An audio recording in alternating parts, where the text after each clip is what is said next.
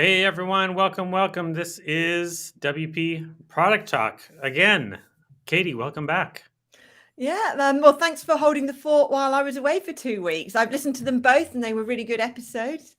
Nice, thanks. I appreciate that. Viewership is always welcome. I actually have been meaning to go back and watch the videos too. Like we should be watching our own stuff. Yeah. But we are kicking off a new episode today. Today we have a special guest, and I'm trying out a fun little thing. And we're going to have somebody introduce our guest here. But today we're going to be talking about top metrics for every WordPress product owner, top metrics that you should be tracking.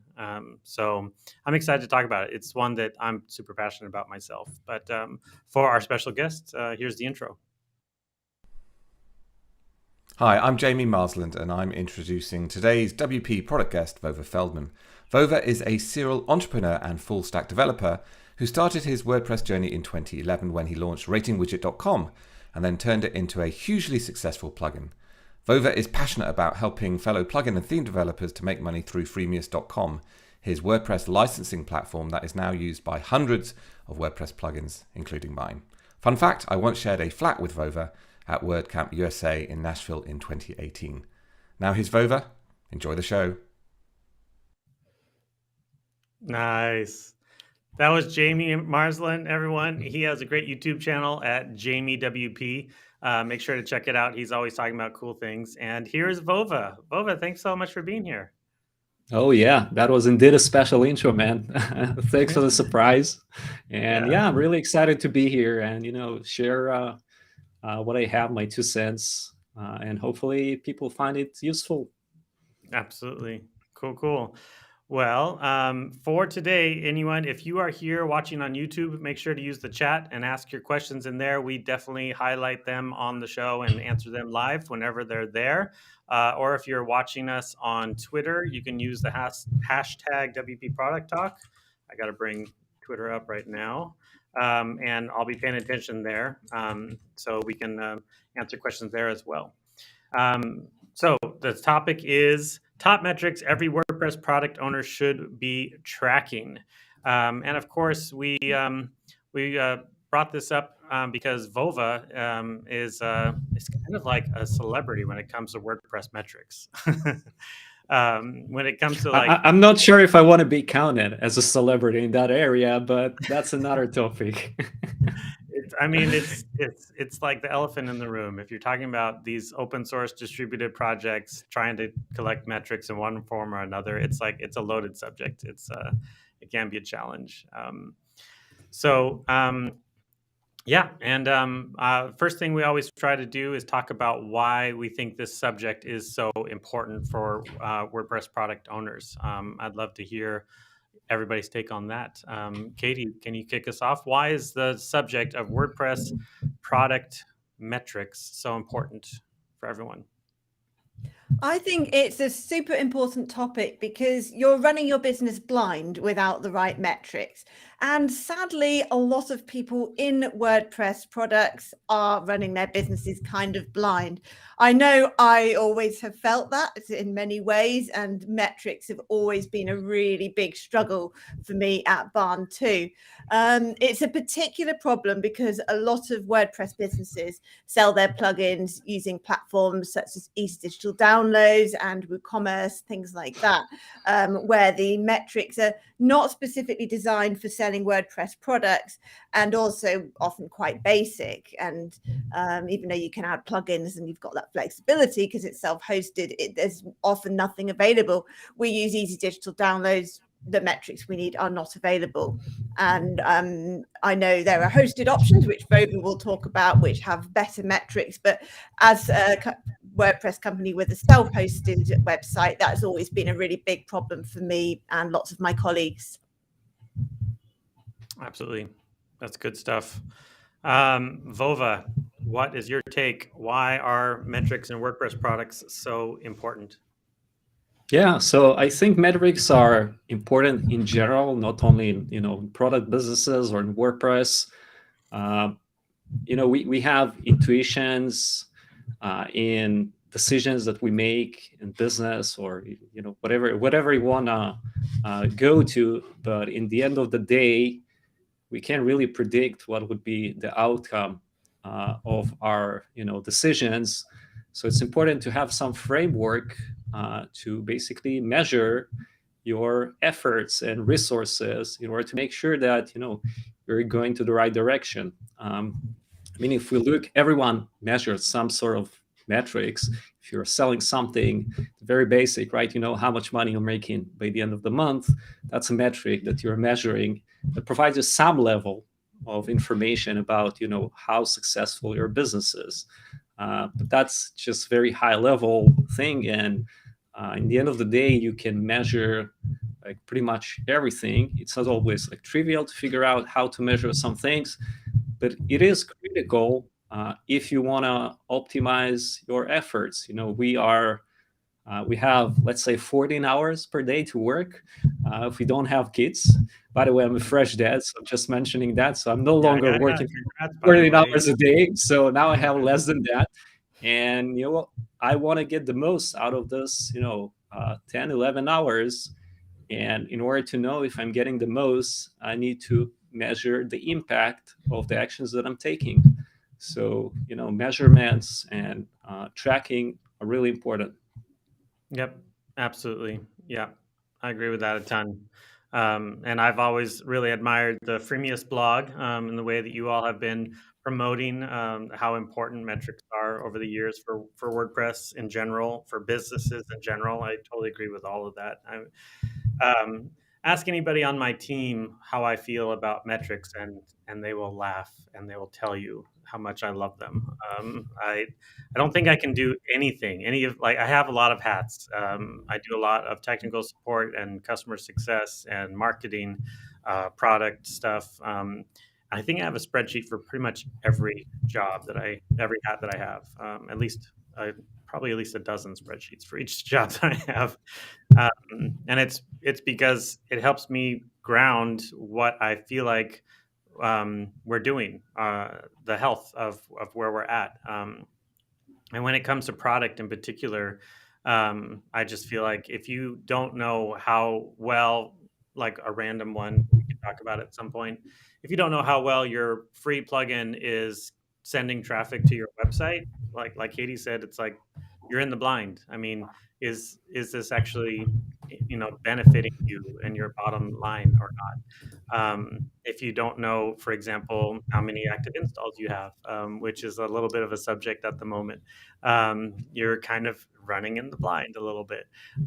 It's especially when you get into the really large numbers, it's you don't get to see your next number for quite a while unless you have some other ways to track what's going on, which is a loaded subject, which I've talked about a few times. So I will also add that it's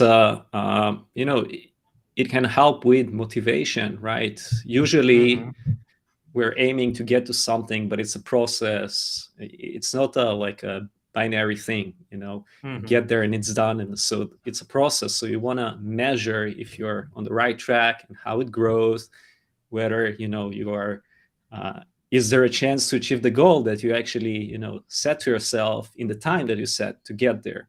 So it does help you to kind of see that progress over time, rather than just, okay, it worked, it didn't work, how it works. So yeah, absolutely. Yeah, it's a motivating factor. It can be I wouldn't call it a demotivating factor. I think metrics are always motivating personally. But it can redirect you. If you discover something's not working in your marketing, for example, through a UTM code, it redirects you onto something that should motivate you more so that you're not wasting time and money. Yep.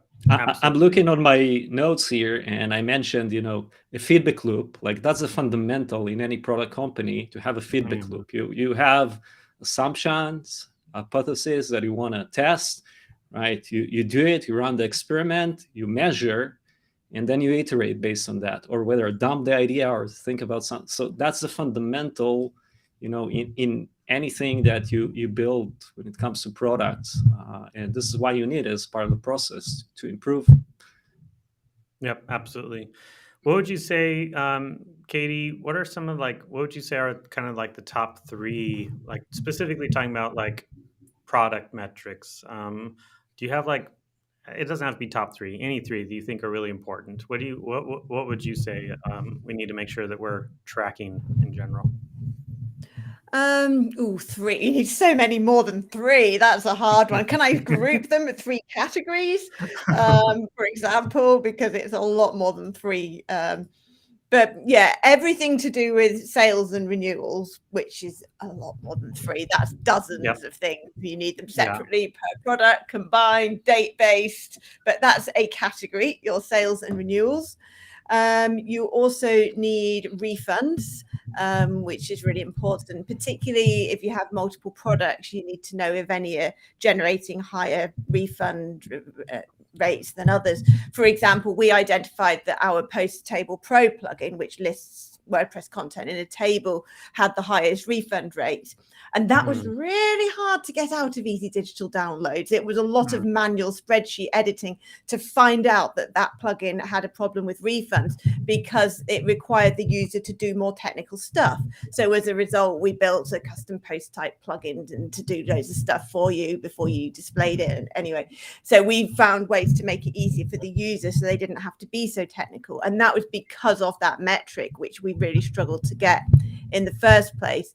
And the third, I would say, my favorite one is UTM code data, which is marketing led, because I really like to know where our marketing, where our sales are coming from. And there's never an accurate way to do that. And adding UTM codes to links is not accurate, but it's a guide. And I find that very, very valuable. And then in addition, which is more than three, there's a lot of second tier data that you might need as well, like average order value, customer lifetime value, projections. There's so much. Yeah, absolutely. And it's all difficult to get depending on how you sell your products. Vova might disagree with the difficult to get part. I said depending because I know that it may not be on Freemius. Well, we had to do a lot of sweat behind the scenes in order to, reveal it and make it easier for Freemius partners to see all the data. But I think, because my personal background coming from the startups space and SaaS and all of that, it was kind of natural, this stuff. And when I got into the WordPress ecosystem many years ago, I was kind of surprised to see that, everyone flying blind here, kind of relying on intuition, guesses, loud customers or users and things like that. But, to answer your question, if I'm supposed to answer your question, Matt, is it my turn right now? Okay. No, you absolutely should.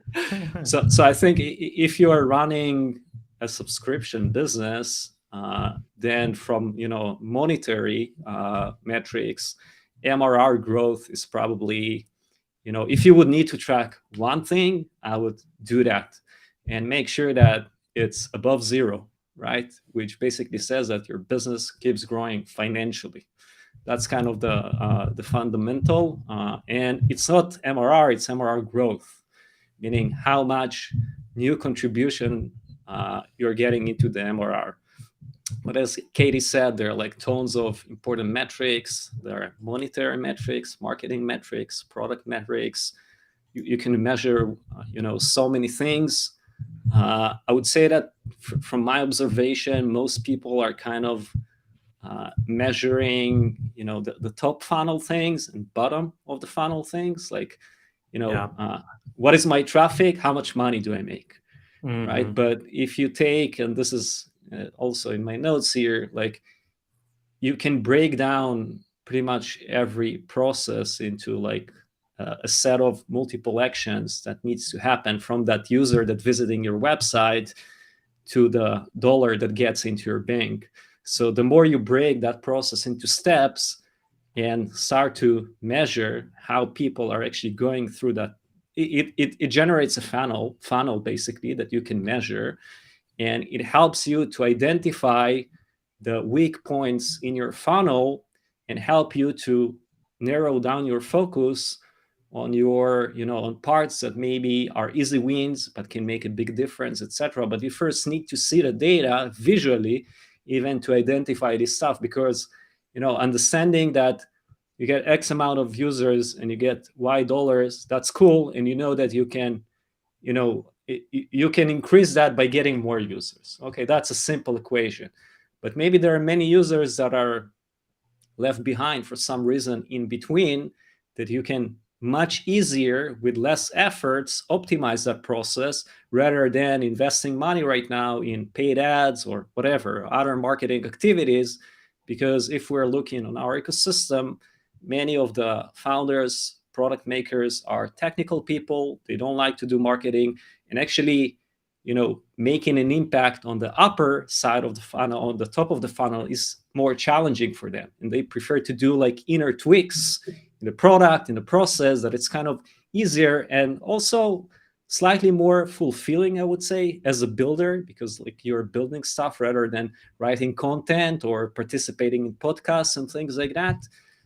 So this is something that I would highly recommend, to see how you can break down processes into like small things and then narrow down the opportunities. Understand? You understand what I'm saying? So No, absolutely. No, and I do really appreciate the way that you're trying to emphasize what a lot of folks call the middle of funnel, and you're broadening it out to lots of steps, not just one middle of funnel activity, but lots of, like, try to break it down. So it's not just simply top of funnel stuff. It's not just bottom of funnel stuff. How do you get them engaged along a whole user journey, all along the way? I think that's really helpful, and I agree with you. Often in conversations that I have with other product owners, that those are the things that they focus on the most, is just the top of funnel, and sales. And it's like there's a whole bunch of stuff going on. One of them in the middle that I really like to pay attention to is branded search. I feel like branded search really, even though it's search, it's branded, and so it's like name recognition. I feel like that's a little bit of a middle of funnel activity. Somehow or another, they have already learned about you, most likely through a free plugin, or maybe they heard about it from somebody else. They got introduced to your brand in one way or another. So whenever I see, for example, that I'm checking active installs and it looks like it's slowing down or whatnot, back when we actually had those numbers, I would often check branded search next and see if that was slowing down as well. And if I see that that's doing great, then I get a lot less concerned. But like for GiveWP in particular, but sometimes depending on the product name, branded search can be a challenge. Like the events calendar, for example, they always say that it's hard to know anything based on their brand name. The events calendar, it's like that could be lots of things. So one little thing that I wanted to mention about important metrics. So if we're talking about the non-monetary metrics, then I think understanding your abandonment rate is really important. Like, how many people, like knowing how many people are starting to use your product, right? And how many of those actually leaving your product. Because you can optimize, again, similar to money, right? To the monetary. I'm still here. Don't worry. It's my camera, something. It flashes sometimes. So like there are two ways to get more users. One is increase the traffic, visibility of the product. The other way is to try to identify why people are uninstalling your plugin and resolve those issues. And many times it's pretty easy, actually, much easier than getting more users. Yeah, that's the general marketing theory, that it's easier to retain customers than to find new ones. This would come in the middle, wouldn't it? Because they're warm contacts, at least. Interesting. I also like, Katie, what you were saying earlier about that there's so many metrics, and maybe we break them up into categories, because in one way, like, we led with talking about product metrics, but even within talking about product in general, it could be marketing metrics, it could be sales metrics, it could be like the productivity of your development team, it could be lots of things. It could be freemium oriented WordPress.org metrics.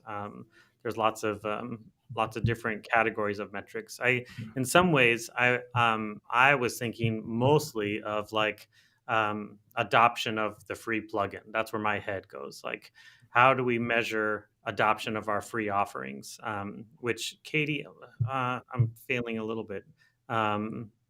You, for a long time, had no free offerings, right? And yeah, we've got some, although it's not a key part of our business. But for example, our top selling plugin, we retrospectively introduced a free document library plugin as a marketing thing, basically, rather than the other way around like most people do. And we used UTM codes to track where people were clicking on it, both from the WordPress.org page and also the things like the settings pages and the setup wizard and all the different touch points within the free plugin and documentation where they were clicking through and buying the pro version. So that we were amazed at the results, actually. And UTM codes only capture a small proportion, but I know that for companies where the free plugin is more central, then there are better ways to do it. And I don't know much about Freemius Insights, but I think that's the typical way to track the success of your free plugin, isn't it, Vova? You can use an opt-in mechanism. There are other tricks that some people are doing. For example, one is using videos, embedded videos like Vimeo, because they do provide you analytics on how many renders and views actually. And I've seen some companies doing that in order to just to understand how many people, install the plugin and activate it. So they redirect to like a getting started page and automatically render a Vimeo video, and then they're getting some analytics on that. Again, it's not like 100% precise, but it provides like much better indication than just a static number that we have right now, or the obfuscated numbers that we had before, whatever you want to call that. Opt-in is also not optimal, because not everyone opt-in. Some people don't like it, whatever. So you need to find the balance that works for you and for your business. But that's kind of the way. There are additional heuristics that you can put in place to get estimates. There are things that you can do that are kind of gray areas. There's a lot of gray areas in our ecosystem. But yeah, those are the common. Yeah, I think the video embed is clever for sure, especially because there is so much data available on viewership in YouTube analytics in particular. I haven't looked at Vimeo. So YouTube don't provide that. It's only Vimeo that actually tells you how many renders of the page, because YouTube will tell you how many people actually started to click the play. Yeah. While Vimeo can tell you how many people actually saw the video without playing necessarily. Impressions, essentially. Yeah, impressions. Yeah. Interesting. Nice. That's a clever one. Cool. Any other thoughts on important metrics or why this is so important for product owners? I think maybe another input that I can add is typically you can kind of analyze what is the process that your user or customer need to take in order to get to the aha moment with your product, to feel, okay, we're interested to continue, or it will significantly increase, the chance that they will actually keep using your product. So the steps to getting there is something that, it's worth to track those. Again, in theory, I'm not talking, there are practical stuff in our ecosystem and the things that the jumps that you need to do in order to get data. But in theory, if you have a gallery plugin, right, and a person never created the gallery, then your product is useless for them. They didn't get to that moment. So it is like a good measurement to track is how many people that install your product actually create their first gallery, and then thinking about how you can optimize that. If you have a backups plugin, how many people actually made a backup that use the product, or GiveWP, created a page for donations, whatever is your kind of the premise of the product that you want people to get to that moment. So this is something that, very important to measure if you can. That's really interesting. Yeah, because of the onboarding and the retention side of things. And some plugins have access to how people are using the software over time. For example, WP Fusion, because of the API side of things, everything goes through their servers. They can track how people are using it and that they're continuing to over time, in order to make sure they're likely to renew, for example, and reach out if there's problems. And there's lots of things you can do if you have that data. Whereas other plugins and themes as well, you may not be getting that call home in order to know how people are using the product. Yeah, and you can also trigger different automations to help people, move through the funnel to whatever you want to move them, right? You succeeded with that first step. Let us help you and educate you or guide you how to get to the next step, to kind of unlock the capabilities and hopefully what you're actually looking for. Because one of the things that we learned very early on with Freemius, and when we started to see adoption of our analytics, is that there, on average, I think it was 21% of people are uninstalling products because they didn't get to that aha moment or didn't understand how to get there. They're like, I installed it and I'm not sure what's going on here. So it's really important to help them get there. And without knowing that number, let's starting with that, like, you're kind of, like we said, blind. So yeah, how would you get that, for example, on a gallery plugin?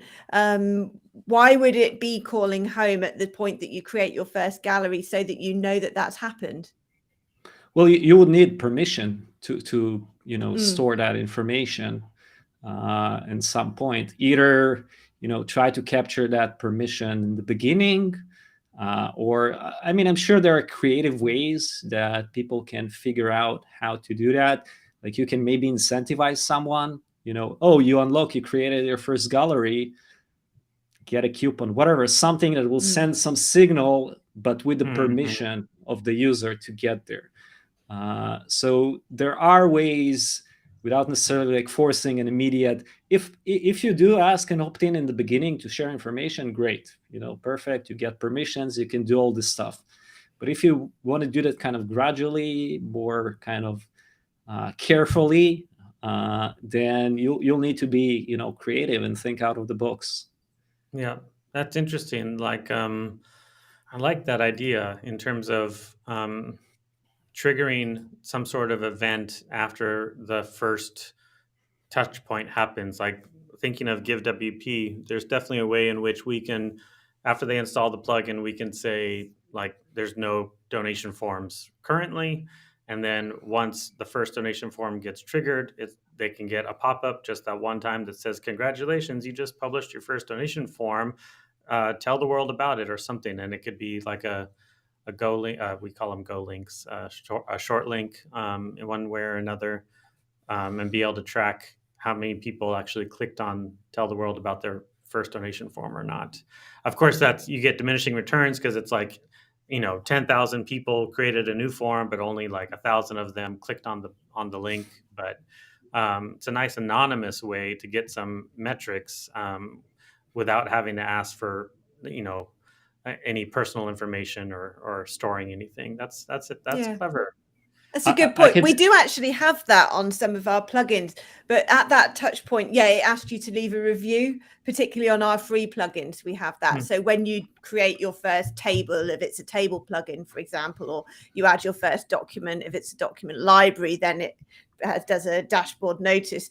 And we really agonized over that because we hate dashboard notices, but we felt it was contextual. You've just published a document, maybe you're happy and interested and engaged enough at that point to interact with the notice, and then it disappears. And we tried to make it not annoying, but I think we put there is a UTM code on that, so we can use it for data. But it feels like quite an indirect way of getting that metric, doesn't it? It would be better to be able to track everybody who creates their first document and know who the ones that never did it are, so you can reach out and help them. And that's missing still. Yeah, Yeah. for sure. I have a bunch of things to say about it. So I would say if you are using an opt-in mechanism, even if not all the people opt in, but you can still get like percentage-based kind of data Yeah. based on the audience that did opt in. So it's a good representation of everyone else. The second thing, we kind of shifted from, measuring information to like triggering actions based on Yeah. different like milestones, but those are like super connected to each other, because you want to move people through some sort of a funnel or get to a goal. Then it makes sense that those different kind of touch points to do something. And I can share actually a pilot that we've done years ago with NextGen Gallery before it Mm. was acquired, and all of that is we did some custom event tracking. And when people did opt in, like we checked if they created a gallery, and if they did it in 24 hours, they received an automated email. I told them, hey, like what's happened? Do you need help? This is how you can, here's our support documentation. If they did create a gallery, there was a trigger of kind of the next, action in the funnel. And we had several of those. And we did see really good results in terms of how it helped them eventually with conversion to paid and reducing the churn because, more people kind of received help in order to succeed in using the product. Yeah, absolutely. That's really fascinating. It's definitely making me think. I think Good. I've got some homework now. You need more spreadsheets? That also.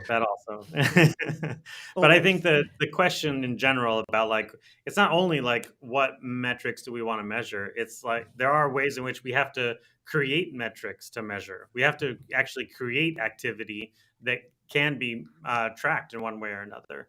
And that's specifically because of a lot of the limitations of being a distributed product, of being an open source product, or for some folks for being hosted on .org that kind of handcuffs our options there. Not handcuffs, but just limits it intentionally and requires that people give consent, which is important. But I think those are all factors to why this subject is so kind of thorny for WordPress product owners. It's not so straightforward. When you're a SaaS, whether or not you're tracking metrics or not, you're accumulating metrics constantly when you're a SaaS because you own all the data. It's all there. It's just a matter of whether or not you're going to report on it or not. Whether or not you're going to pull it into a central database to see what's going on. But as a distributed product, there's so many hoops we have to jump through just to see if our users even care about us at all. Which I think, like, honestly, thinking back, like way when I first met Vova, that was the stuff that you and I talked about. I was like, oh my gosh, you're solving all of my problems with this platform. So I'm excited that it's come full circle and you're here today. Real quick, story time, a little bit of story time. Tell us a little bit about, let me get the little thing up. Here we go. Story time. Ta-da. Tell us a little bit about Freemius and how you are solving these problems for WordPress product owners. Yeah, so I think Jamie did a great intro, but I'll repeat a little bit. So Freemius is a sales platform for software with the focus of the WordPress ecosystem when it comes to marketing, but you could also sell SaaS, just use it as a payments and billing solution. So as part, when I started Freemius and I was talking with product owners and kind of showing them, the MVP, many were already been using other solutions out there because I reached out to people who are selling to get their feedback.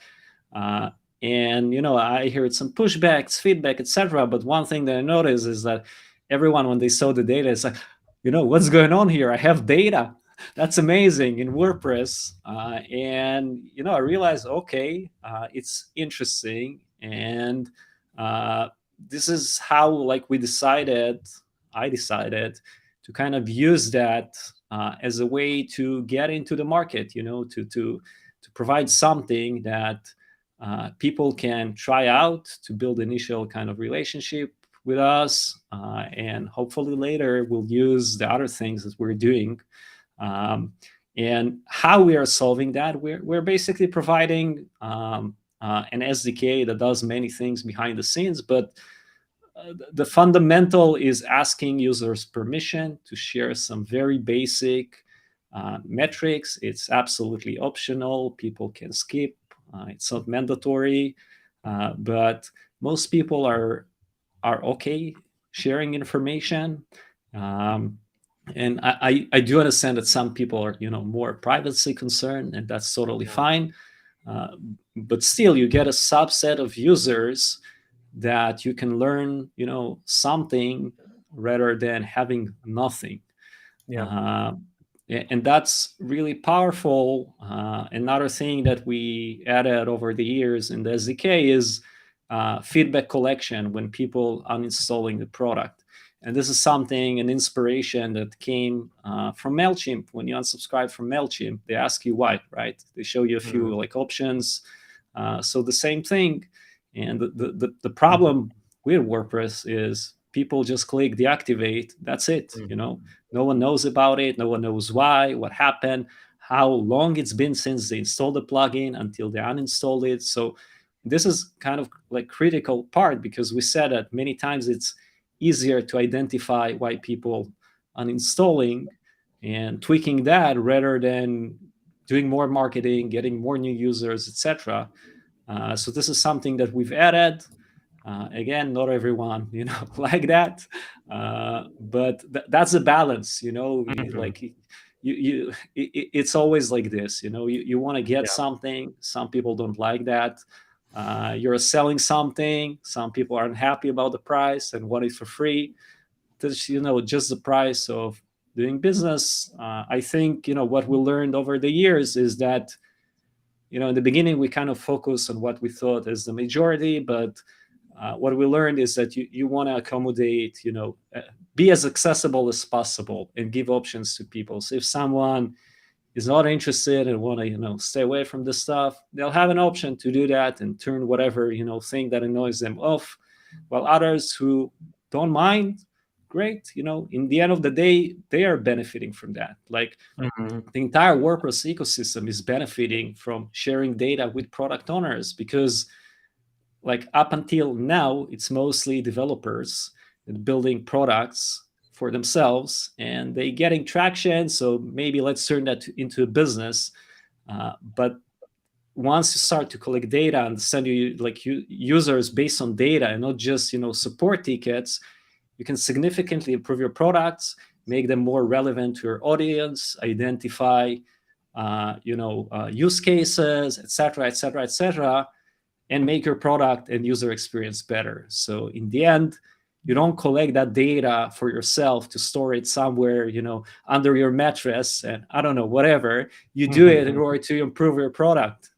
And also, if you do it to make more money, you don't go and cash out that money. You reinvest it in the business to get better support, more developers. So we can't really ignore that the best products in the ecosystem are coming from commercial companies that are successful, because you need money in order to operate, large operation, etc. So that whole cycle is important to improve the entire products ecosystem. Yeah, absolutely. Totally agree. Katie, I'd love to hear a little bit about your own experiences with metrics, collecting data, and things like that. Story time.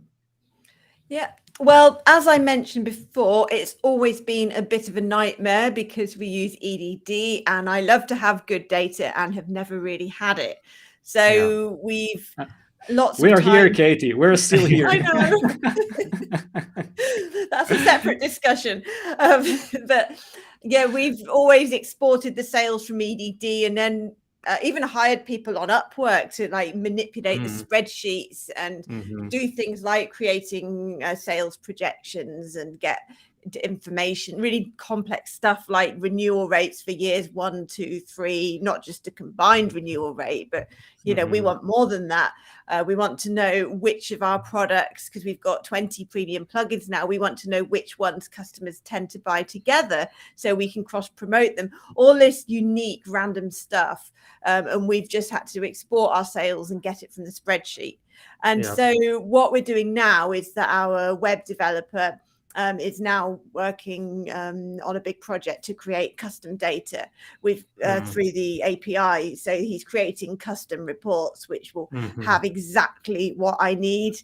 So I've been through all of my data needs, and more to do with the sales side of things rather than the marketing or the how people are using the product. But those are both future projects, so that soon we'll have kind of shiny custom reports. But it's a shame that there was nothing available, and it's kind of tempting to release it as a plugin, but EDD, the market isn't big enough to justify it. I've made this mistake before, so I'm inclined not to, because if it was WooCommerce, it might work, but EDD, no. So, but at least for our own use, we've got this custom thing that's we've had to produce, because otherwise I don't know how my business is doing, and I never have, which isn't good enough. No, absolutely. Gosh, I resonate with that a ton. We also are on EDD, and also have had some really excellent conversations with Vova about Freemius as well.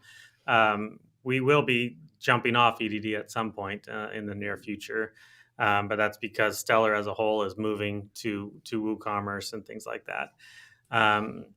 But in terms of like our own experiences, one of the first things we did was we created an exit intent pop-up, inspired largely by Freemius's exit intent as well. The really simple, like, this is like, why in the world do you want to deactivate this plugin that's giving you money? I don't understand. So we put that in there, and lo and behold, people will tell you exactly why they're deactivating it, and they're often not very nice about it. Some of my best chuckles about our users come from reading comments from our deactivation survey. It's amazing. But then, like I mentioned before, then once you start to receive that feedback, what are you going to do with it? Where are you going to put it? How are you going to analyze it? All those kinds of questions. It's not just like, let's put a pop-up and see what happens. It's more of like, well, what do you actually do with that information? It's funny when they deactivate a free product and they tell you they're deactivating it because it's too expensive. It's a free product, but of course they're probably talking about the add-ons in one way or another. Or folks tell you that it broke my website. Okay, cool. We don't have the data on what's going on your website, like what other plugin might it have conflicted with in one way or another. We don't have that at all in that thing.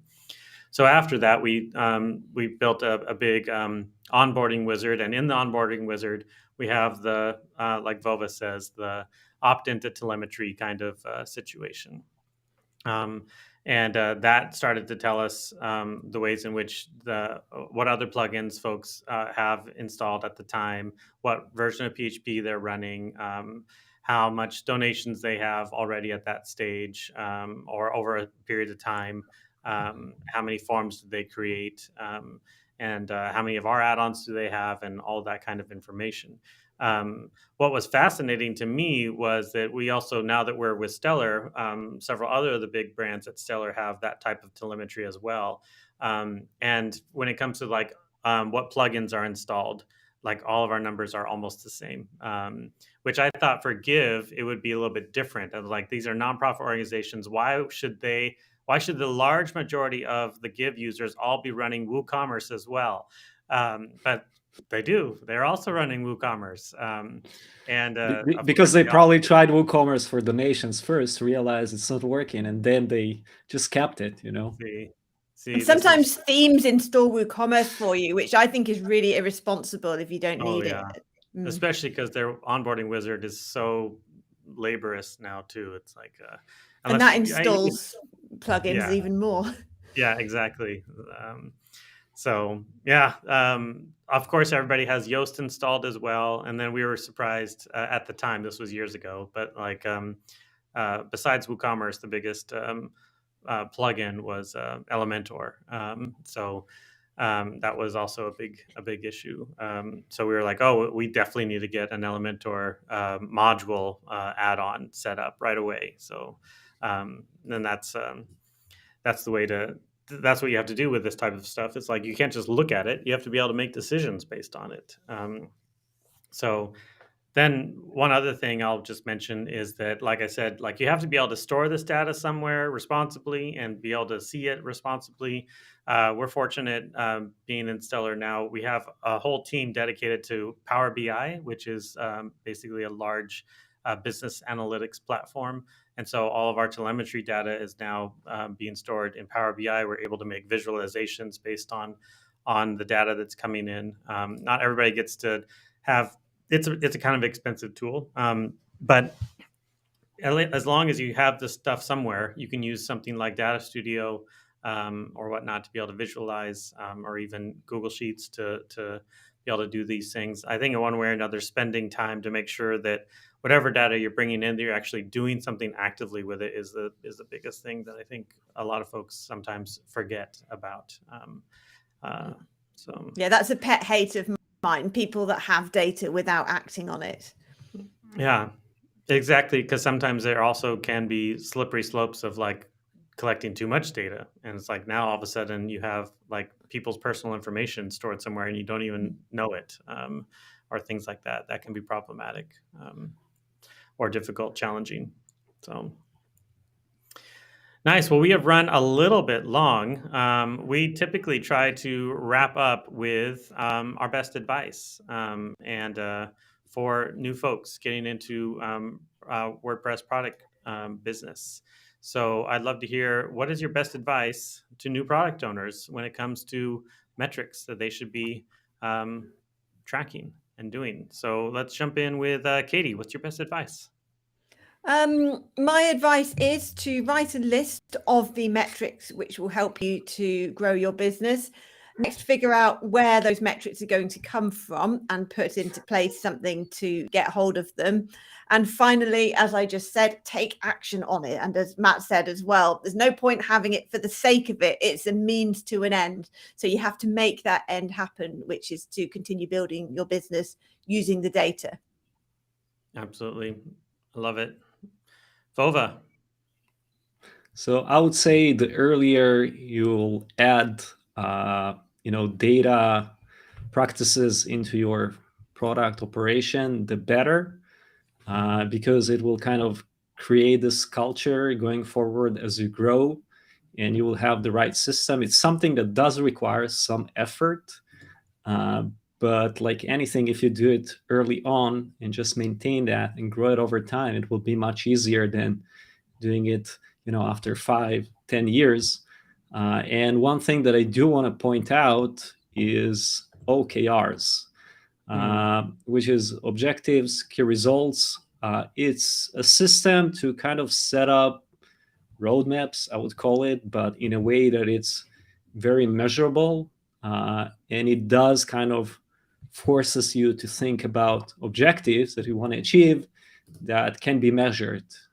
And like Google it, there's a lot of videos on YouTube, etc. And even if you are just running yourself right now and don't have team members, it's a good practice to start building over time, because once you will have team members, first of all, it's good for you to set up kind of accountability of what you want to achieve going forward on whatever kind of frequency you want, whether it's annual, quarterly, the way you want it, and then being able to measure kind of whether you like how you progressed with your goals. It will also help you to be better in estimations and what you can achieve over time, etc. And obviously, once you bring new team members, it's a good practice to have. And along with the OKRs, you have to put measurements in abilities to measure those metrics.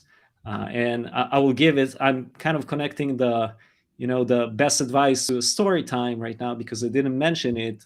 Like this year, what we've done, we created this company-wide KPI tracker that is available to everyone, where everything is extrapolated from the OKRs of the different kind of, the content team, the video team, the engineering team, etc. And we do fill the information every month, and we even visualize it a little with like a progress bars in Google spreadsheets, and we can see nicely, how we are progressing towards our end goals of the year. And it helps, to identify challenges, issues, maybe rethink the goals that we set up in place, instead of flying blind, right? So look at OKRs, try to build a way to measure your actions, and start to do it as early as you can with your business. This way you will allocate your your resources and time in the most optimal way.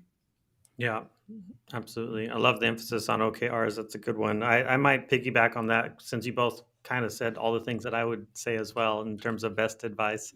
I might piggyback a little bit on OKRs. In many ways, part of the objective of collecting metrics, let's say plug-in telemetry, for example, try to decide what is your objective. Like, why do you want this data? And focus on that. Like, if you're just getting into it, let's say you're going to launch some sort of telemetry opt-in in your plugin. In many ways, you do kind of have to do a shotgun effect of like, let's just grab everything that we can in the first place, because you don't want to miss out on that data later when you're like, oh, I should have asked this or that or whatever. So you kind of have to do that. Try to grab as much as you can, as responsibly as you can. But once the data starts to come in, don't just go blindly looking through all the data. That's just like a rabbit hole, waste of time waiting to happen. You're going to end up being like, oh, I wonder why everybody has PHP 5.7. Let's go figure that out. That might not be relevant or important.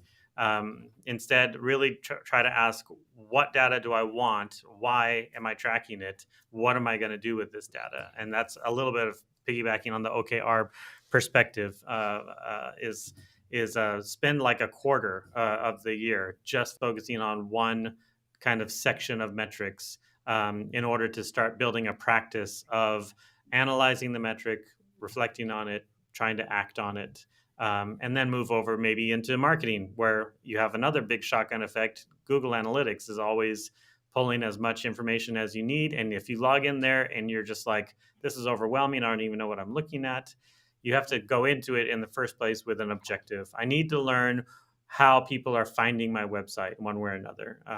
That's a decent objective. I need to find how long are people staying on my pricing page, or why they might be bouncing. That's a good objective. Go into each of these things with an objective in mind, not just like, let me look at all the data now, because you'll get overwhelmed really quickly. Cool. Well, this has been a great discussion. Vova, always great to talk with you. I always go away with homework in my mind every time we chat. Katie, My as pleasure. always. Yeah, Katie, it's great to have you back. Don't go on vacation again. It's really less fun without you here. So, You got good people on while I was gone. I was quite jealous. yeah, it was good too. Do we have somebody? We do, right? We have somebody lined up for next week, right? Yes, we do. We have Adrian Spyak coming on next week to talk about, just looking up the exact title of the topic, think outside the box, unlocking the potential for new WordPress product ideas.